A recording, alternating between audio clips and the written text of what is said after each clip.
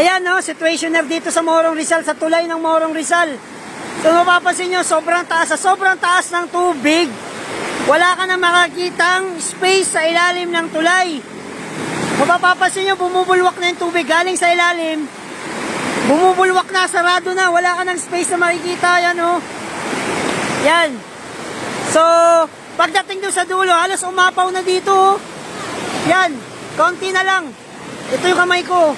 Konti na lang, maabot ko na yung tubig. So, napapansin mo, ayan oh, sobrang, ang dami ring stranded dito sa tulay. Yan. Ang lugar na to, ang lugar nito guys, ay sobrang taas dito. Pag walang ulan, ang lalim nito. Pero ngayon, mapapansin mo, ayan, isang dangkal na lang para umapaw dito sa riprap. Dulo talagang abot na oh. Oh. Tumulay na siya rito. Gusto nitong ilog na to, pag hindi ito tag-ulan, napakalalim nito. Walang ano. Kaya lang ito ngayon. Tayo mo mga pumapasok na sa bahay, oh. Yung tubig na yan, pumapasok na doon sa bahay. Kaya yung mga lugar na kalsada na nandun sa kabila, ay marami na rin yung tubig. Taas, kung gaano kataas ang tubig dito sa tulay ng Morong, siya din yung tubig doon kasi naipapasa lang niya ron. So itong tubig na to ay papuntang Laguna Dibay. Papuntang Laguna Dibay. At itong tubig na to ay nanggagaling to sa bundok ng Antipolo.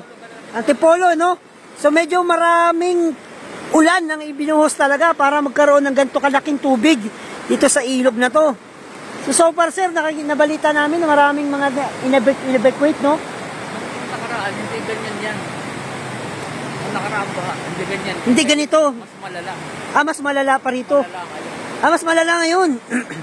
So ayun, sinabi nga ni Kuya, no, mas sa pasensya dahil taga rito si Kuya sa Morong mismo. Ito ang pinakamalala sa palagay niya. Wala pang hangin yan.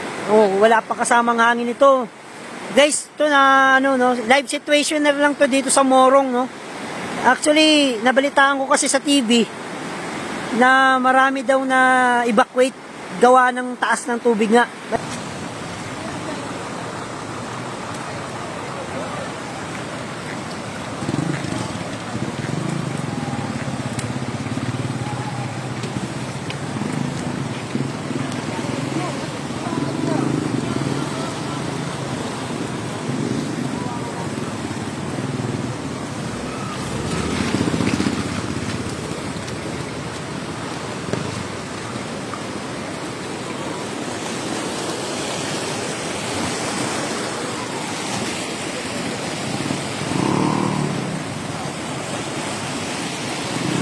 Halos lumagpas na yung ano eh.